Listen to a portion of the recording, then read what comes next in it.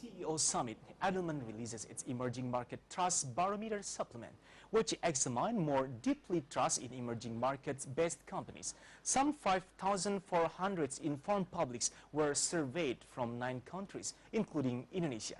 This is MNC Business Channel, and you are watching Economic Buzz.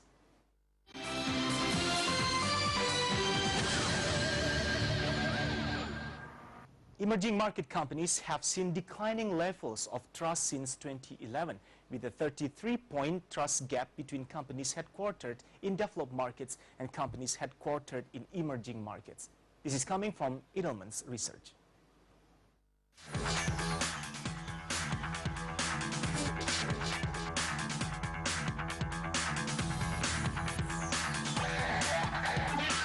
Edelman's latest research finds that companies headquartered in emerging market countries face significant levels of distrust in developed markets.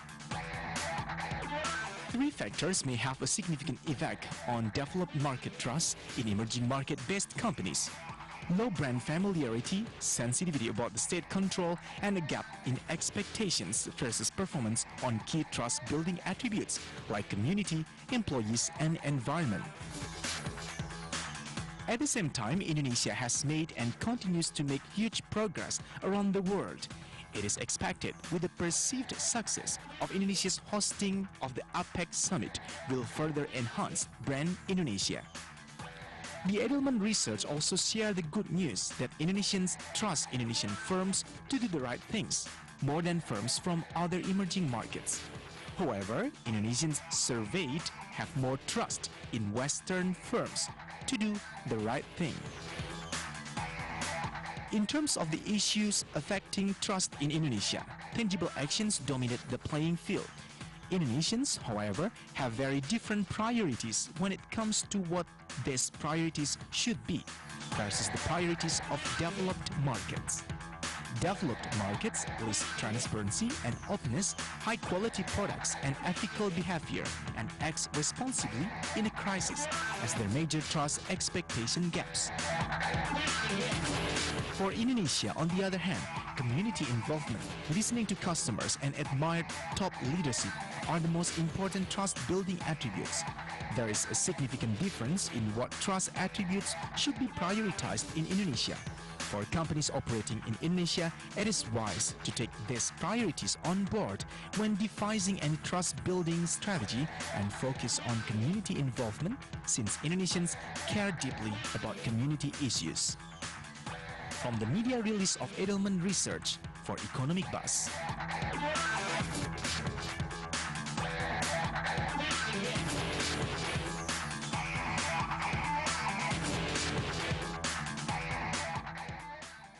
And to have a deeper view and further discussion about Edelman Emerging Market Trust Barometer Supplement, we have Mr. Stephen Locke, the Chief Executive of Edelman Indonesia and Head of Public Affairs Southeast Asia. Mr. Locke, thank you so much for your time. Good evening, lovely to be here. Our pleasure to have you back in our show, sir. Earlier, we talked about Edelman Trust Barometer 2013. Let's talk about that a little. How is it progressing now when we talk about the current state related to the Barometer Trust released and launched by Edelman Indonesia in particular? Yeah, so we as you know, every year we do a lot of research around the world measuring the state of trust. And we ask people about trust in business, in government, in media, and in NGOs. And what we find in general year after year is that Indonesia is a very trusting country. Compared to the rest of the world, it has very high levels of trust in business and very high levels of trust in media, you'll be pleased to know. but it has somewhat more complicated views about trust in government and also trust in NGOs. And what we've done in this research that we've released this week is we've looked very specifically at trust in emerging markets businesses.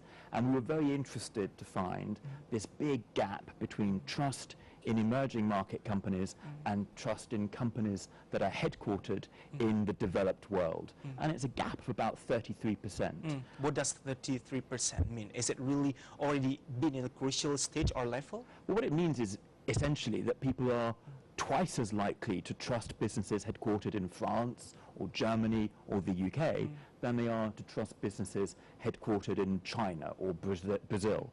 And it's not just in the Western countries that they believe that, it's also here as well. So there was great news that Indonesians trust Indonesian businesses to do the right thing much more than Brazilian or Chinese businesses. But there's an opportunity there because Indonesians specifically still trust German or American companies more even than Indonesian companies. What kind of factors need to be, in quote-unquote, maybe avoid when we talk about not making the state of the trust becoming vulnerable? Are there any risk factors we must put into consideration? When we looked in different countries at the things that build trust, and we have 16 different criteria that we look at, what builds trust? And is it treatment of employees? Is it the way you listen to customers? It's about environment. It's about community. There are 16 different things that we build, that we look at. And what we find is a very different picture for Indonesia compared to the global average. So in Indonesia, it's undoubtedly true that impact with the community, listening to customers, treating employees well, these are all things which are really important to build trust. Can we say that that's the value Indonesia believe when we talk about business environment here? I think it very strongly reflects Indonesian society.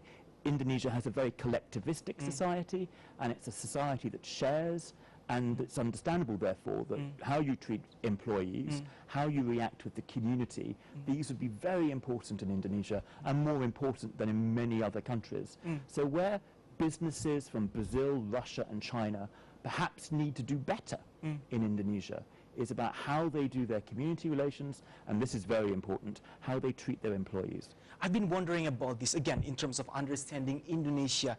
What things actually could shape the mindset of trust from Indonesians?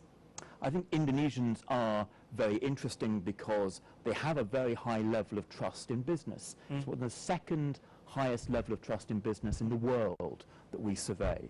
So actually, for chief executives to go out there and very publicly play a role in how they feel society should develop, how it should change, that's something that Indonesian chief executives can do in Indonesia. All right. They've got a much bigger opportunity to have success doing that than would be the case for, say, their German colleagues in Germany. And, you know, as we head into next year's elections, there's a really good opportunity for Indonesian business leaders. It's my favorite question, actually, talking about the political years. Mr. Locke, for the latter segment, I would like to ask you how to sustain this kind of high level of trust in business. After this one, sir.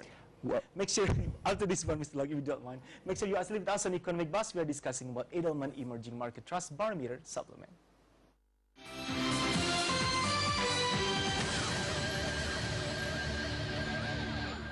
We would like to greet you people in Singapore. You're on Economic Buzz, the English talk show program that outlook the economic issue for your business. We are still talking about Edelman Emerging Market Trust Barometer Supplement with Mr. Stephen Locke, the Chief Executive of Edelman Indonesia and Head of Public Affairs Southeast Asia. I always want to know more about Indonesian people characteristic when it's related to the trust issue. Do you think that we can make this kind of high level of trust on business remain sustainable? I would hope so. We have really good levels of trust in Indonesia on business. It's about the second highest in the world. And it's interesting that one of the reasons I think people want business to play such an important role in society is because they expect business can deliver change and development in society in partnership with community leaders and with government. And so far they trust business to do that, and I think that is sustainable. The elections are going to be interesting to see how business and the media react to the election process, but I believe that there's a very good outlook for the role that business can play in Indonesia. Indonesian business, but also foreign business as well.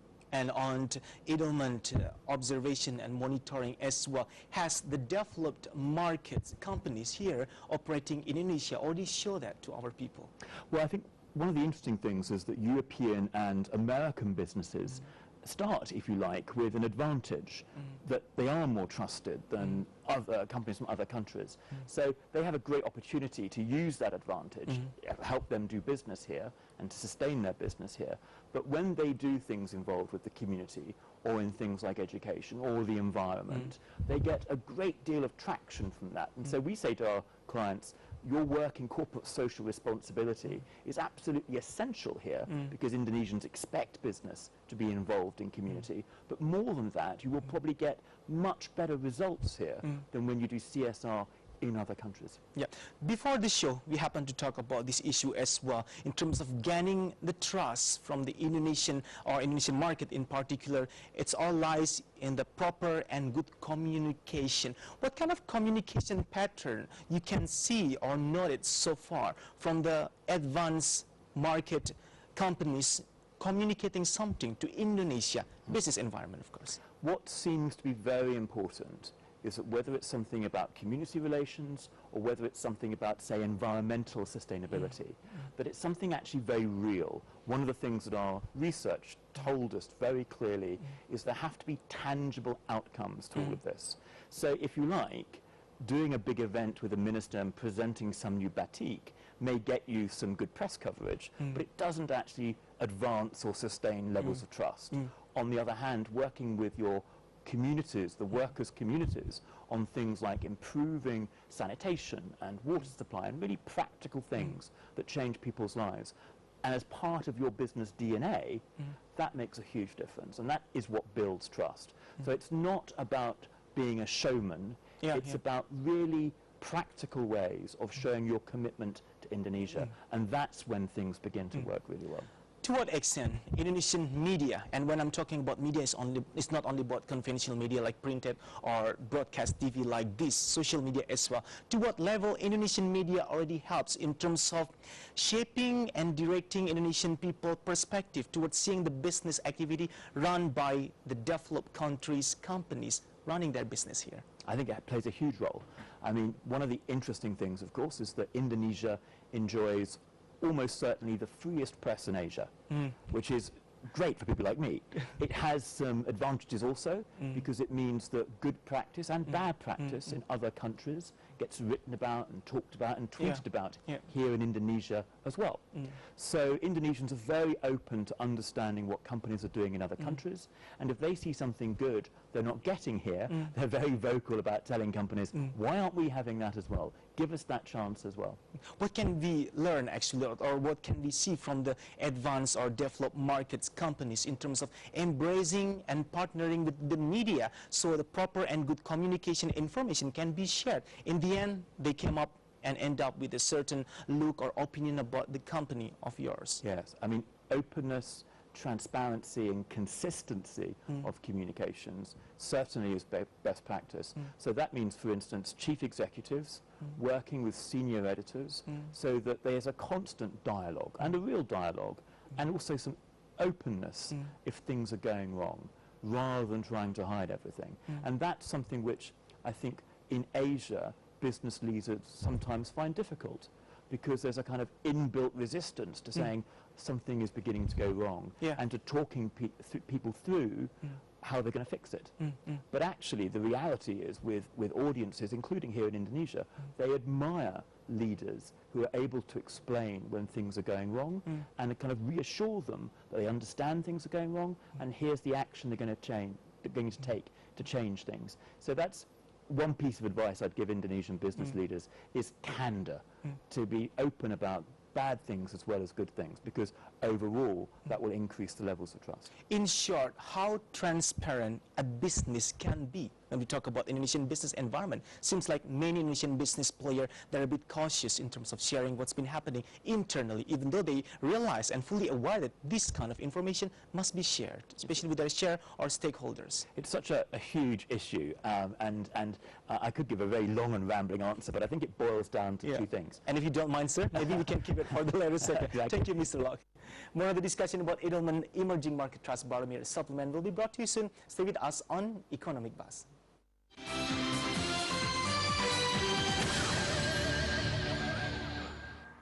Back on Economic Buzz, this program can also be seen through Startup Asia Channel 121 Singapore, and we are now also on MNC International. With me, Erwin Suryabrata, we have Mr. Stephen Locke, the Chief Executive of Edelman Indonesia and Head of Public Affairs Southeast Asia. You happen to be the Head of Public Affairs of Southeast Asia.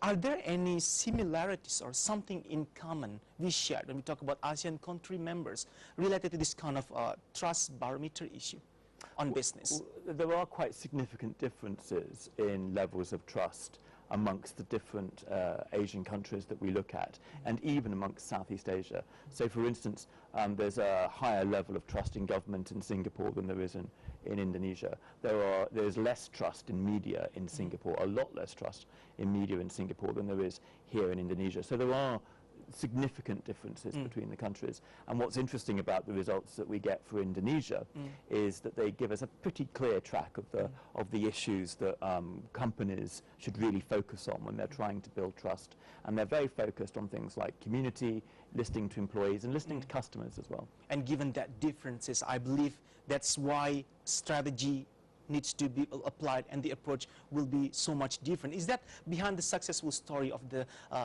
developed market companies in terms of gaining the trust from their, let's say, investment destination or anything? Yes, I think that what works best is being very, very local. Even if you're a hugely global company, you need to be very local in the way in which you try and communicate and what you talk about and the audiences that you talk to. So, for instance, in some countries, one of the most effective tools of communicating to key stakeholders is to have your employees do the communications. Instead of the CEO? Oh, because yes. this is coming to my interest. I really underline this. You said, like, why CEO? Send the employees. They are becoming much trustworthy in a way. That's right. That globally, we found in our research that globally, a standard employee as a spokesperson for a company is much more trusted than a CEO. That's globally. But when we look at the picture for Indonesia, it's somewhat different. So actually CEOs are rather more trusted in Indonesia. You're used to that way, actually. I'm very happy about that personally. And there's somewhat less trust in ordinary employees here in Indonesia to be spokespeople for a company. On the other hand, trust in academics and technical experts here in Indonesia is enormously high. So if you were talking about a very serious issue, maybe something to do about health or safety or something to do with public health, then actually tabling an academic or a technical expert would be the most trusted person you would use, and not in this country the CEO.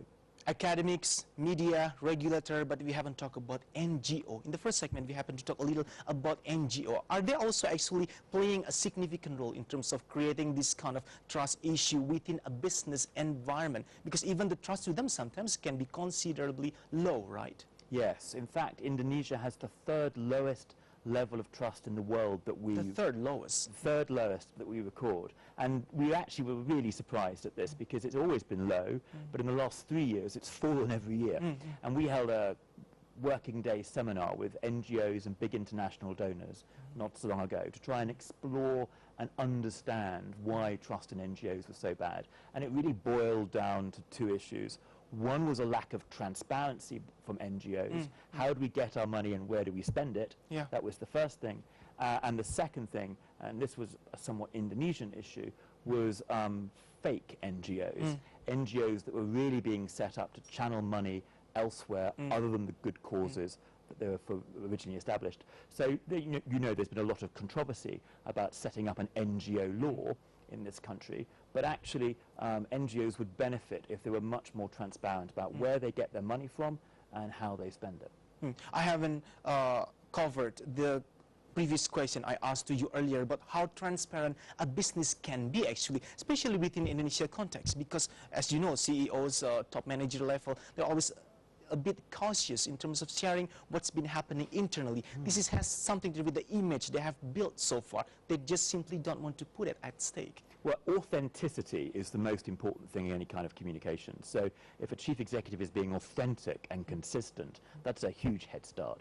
Secondly, with your employees, always try to over-communicate, even if you become boring, because employees want to hear from top management about how the business is doing, what the plans are, and their views about the world. But the third thing, of course, is there are some reality checks, and things like finances, particularly for publicly quoted companies on the stock market, they can only communicate in very controlled ways because all investors have to know about financial results at the same time. So there will be some areas where you'll have to hold back on things like finances, but that's a pretty narrow scope of all the things you will be communicating about. Over-communicate with employees and be consistent in your communications. Edelman Emerging Market Trust Barometer Supplement. Why is it not 2013? What are the main background ideas actually for Edelman to release this kind of research? Well, we do our big global research every year, but we launch it at the World Economic Forum in Davos each year. But the World Economic Forum asked us specifically to go and look at how emerging market business was trusted. And we announced that very recently at the World Economic Forum meeting in Dalian in China. And the reason we did this supplement is because we had noticed there was declining trust over the last 3 or 4 years, declining trust in emerging markets businesses. And we could have thought originally that trust was poor because people didn't know these companies. But actually, people now know these companies better and better. And so we wanted to explore why was trust in emerging market companies getting worse. Let's give that question and the answer after this one, Mr. Lok. Make sure you are still with us on Economic Buzz. We are going to talk more about Edelman Emerging Market Trust Barometer Supplement. Stay tuned.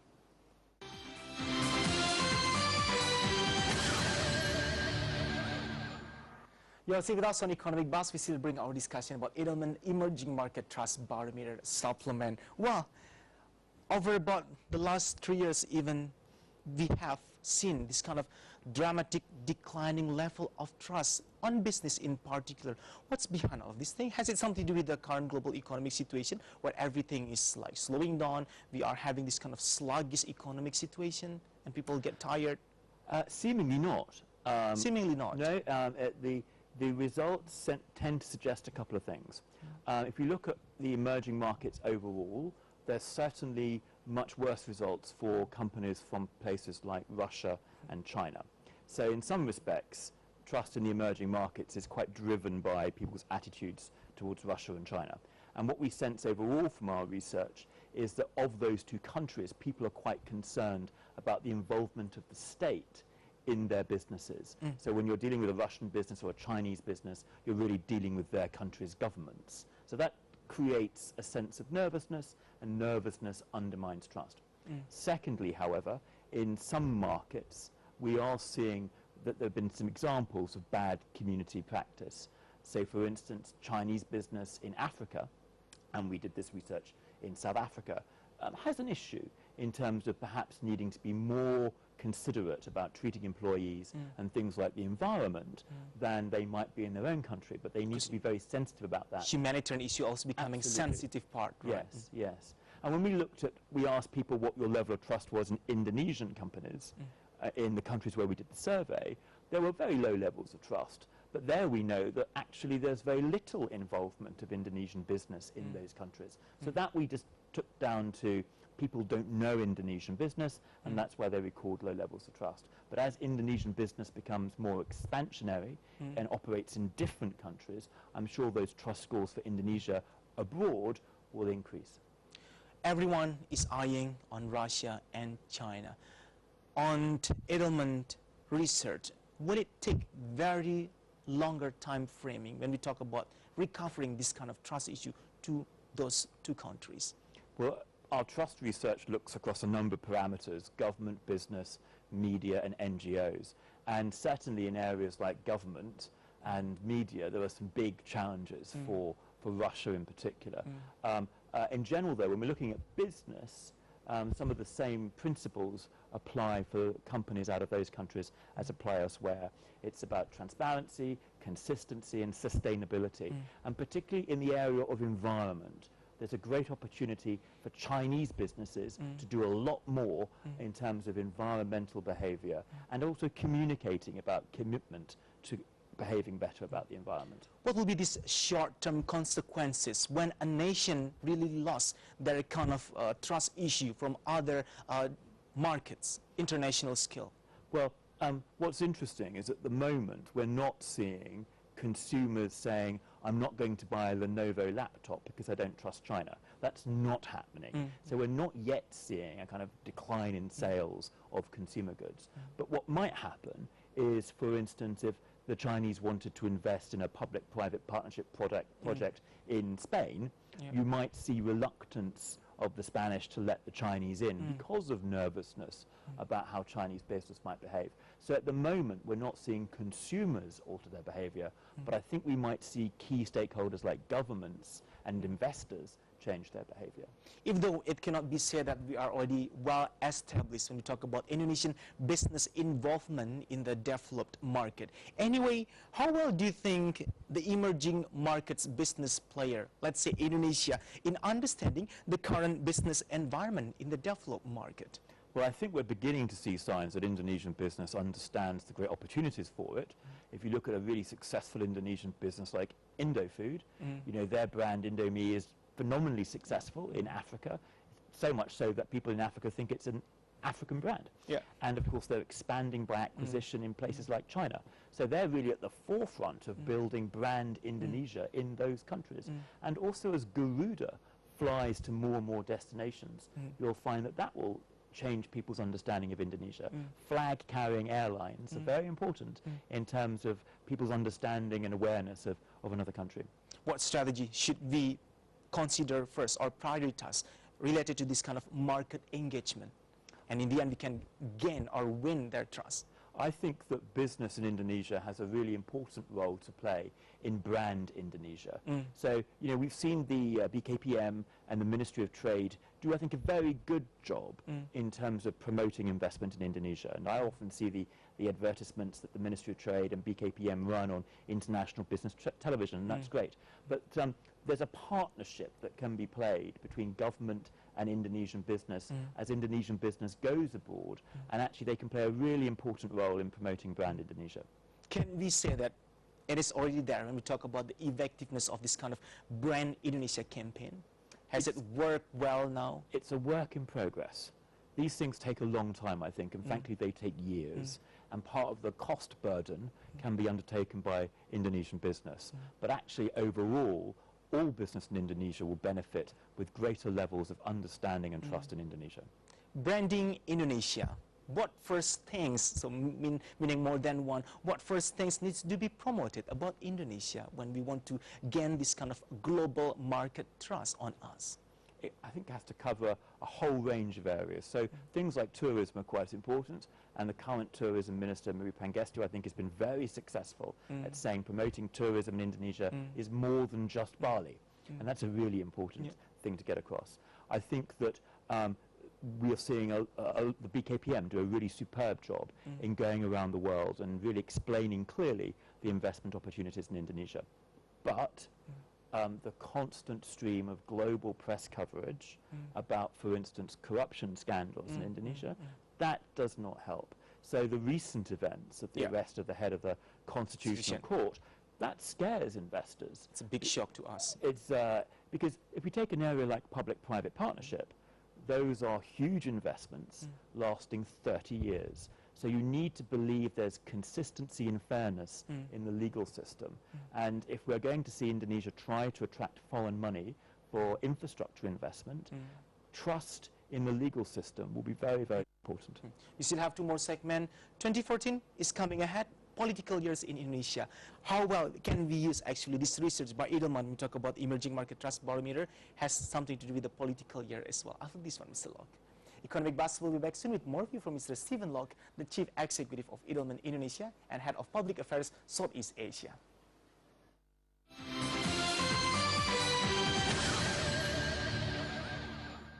You're watching Economic Buzz. We still have Mr. Stephen Locke, the Chief Executive of Edelman Indonesia and Head of Public Affairs Southeast Asia, to share his view over the topic that we bring up in this talk show. Maybe I can relate a little on this talk show, Mr. Locke.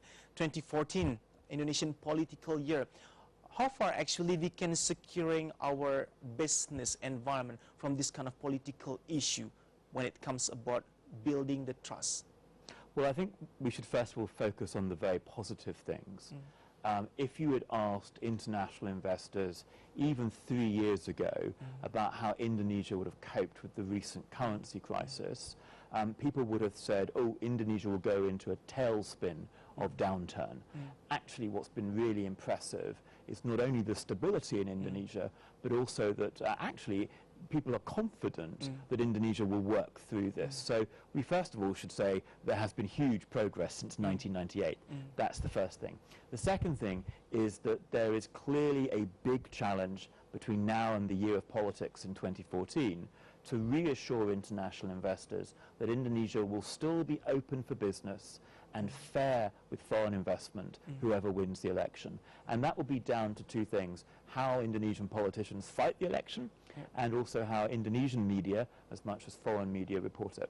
Even though you are doing the research on the global scale on most cases, Edelman, but how can we use this Edelman Barometer Trust as one of the at least reference to be used in securing the business and maintain the conducivity of business climate when it comes about the political things? Yes, well, the message I always give foreign investors is, remember, there's an unusually high level of trust in business in Indonesia. It is, I think, our second or third highest, most trusted country in the world for business. So that means there's a great opportunity here for foreign investors to be taken seriously and to find really good and willing business partners. Have you optimized the potential that we have in this country after we've been considered as one of the high trusted countries in the world? I think Indonesia is definitely beginning to go through that process of optimization. There are things that will help. There are some challenges about doing business in Indonesia. If you're doing business that requires land, the fact you have this very decentralized regulatory approach, giving huge amounts of power to every party, that makes doing business quite complicated. So anything that can happen in the next 2 to 5 years to simplify business, to simplify business regulation would be a great idea.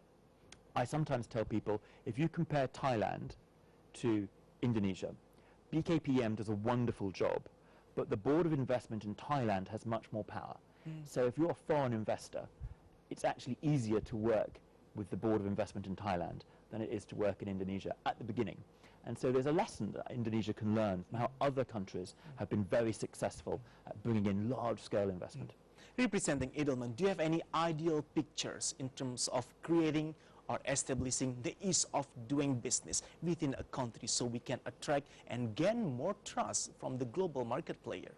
I think we all have a really interesting collection of anecdotes. Our expertise is measuring trust, but what we would certainly say is that consistency is the single most important thing to attract foreign investment. If I'm going to invest $4 billion, let's say, in helping Indonesia build power stations, ports and roads over 30 years, I want to make sure I can get my $4 billion back and maybe some more at the end of that 30 years. And so trusting in the legal system is terribly important. Are we there yet in terms of having this kind of consistency that can be relied on and counted on?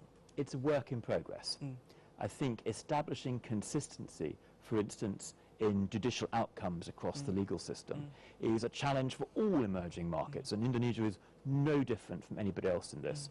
I have to remind myself that my country's legal system is 600 years old. So, you know, it's not something you do in one generation, but it's a work in progress. Related to your finding from Edelman, what should then the emerging market-based companies, if we may put it into list, to boost their trust levels in the West, what should be done by them at once? I think it's going to boil down to two things. First of all, they should celebrate the quality of their people, because there are some superb people that are coming into the global marketplace from emerging markets. And emerging market businesses are doing a very good job of training and developing their people. So they should showcase their best employees, because that will really impress foreign markets. And the second thing is they need to understand that they have to build awareness and understanding when they go abroad. So a business that is very well known in Indonesia starts off being completely unknown when it goes to a market like America. So they need to put time and effort into meeting key stakeholders, not just government, but other stakeholders, and communicating about their corporate values and what they stand for. And that will help build awareness, and awareness builds trust. Do you think the trust level from the global business market toward Indonesian human capital is also improving?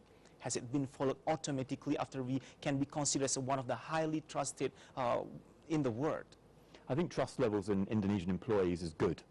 That's undeniably the case. I think that if you're looking longer term, one of the challenges for the country will be to train the number of people necessary to fill the new jobs that are coming. Because Indonesia has to create an enormous number of new jobs. I think the approximate number is 35 million jobs over the next 12 years. That's a huge challenge for any country, but it can do that because it's got the levels of growth to do that. But those jobs will require people with pretty good technical education. All right, Mr. Stephen Locke, it is said that tomorrow you are going to leave for Bali for the APEC. I would like to ask you, representing Edelman, what are you going to do there in APEC? What agenda Edelman actually bring in the forum as well after this one, sir? Make sure you are still with us. We still have one more segment on eBus talking about Edelman Emerging Market Trust Barometer Supplement.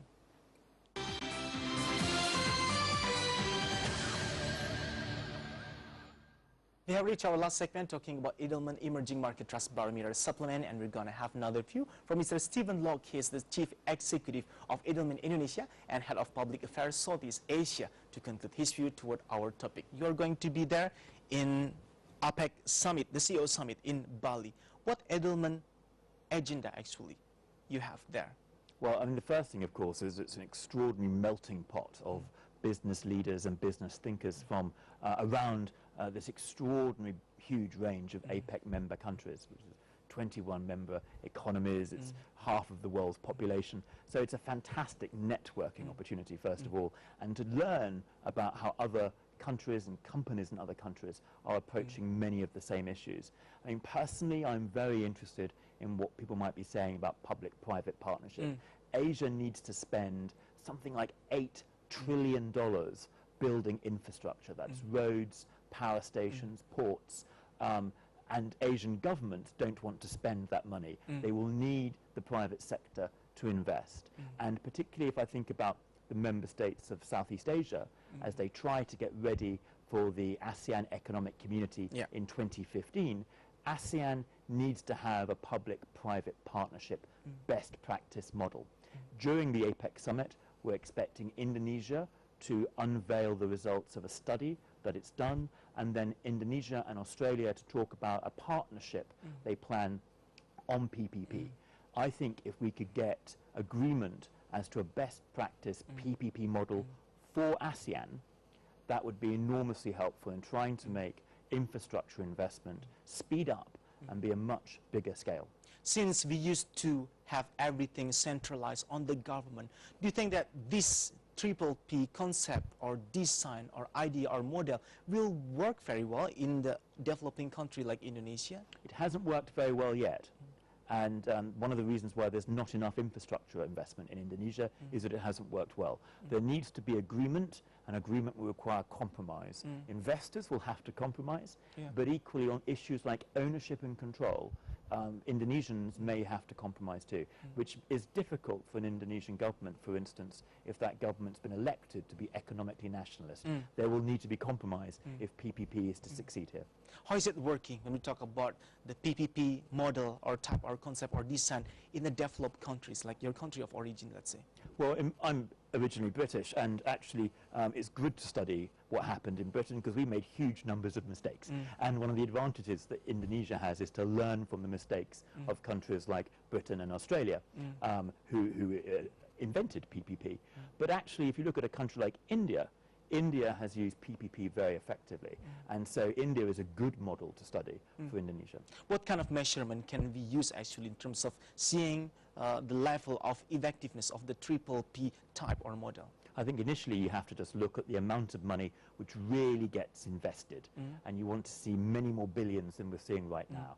And then as these PPP projects mature, You need to make sure that the public and the public interest for the government is being protected, so that charging mechanisms are fair, and because there will always be disputes in a really big number of projects, you need to ensure that the legal system is effective, or use a very neutral third-party legal system. And the World Bank, for instance, has an excellent arbitration service, and that may be a good solution for PPP in the region. Private sectors, including the foreign business player and foreign investor as well, how well they have been embraced by Indonesian government so far in showing a good initiative that we are now welcoming and embracing you, the government of Indonesia? I think this government's doing a very good job about attracting foreign investors. I think whatever else people might say about the Indonesian government, you have to applaud the hard work and the success they've made about attracting foreign investment. There are a huge number of sovereign wealth funds, the Norwegians, the Qataris, all over the world. Much more can be done, I think, to get them to invest in Indonesia and in Indonesian infrastructure. Right. Very useful information. Mr. Stephen Locke, the Chief Executive of Edelman Indonesia and also the Head of Public Affairs Southeast Asia, thank you so much for your time. Thank and you. Best luck for you, sir. Thank you. And that's wrap up our talk show for this time. Hope to have you soon in the next Economic Buzz with other issues to bring up in the discussion. I'm Erwin Suryabrata, wishing you a best luck in doing your business today. Let's talk about your business in eBuzz only on MNC Business, the first business channel in Indonesia.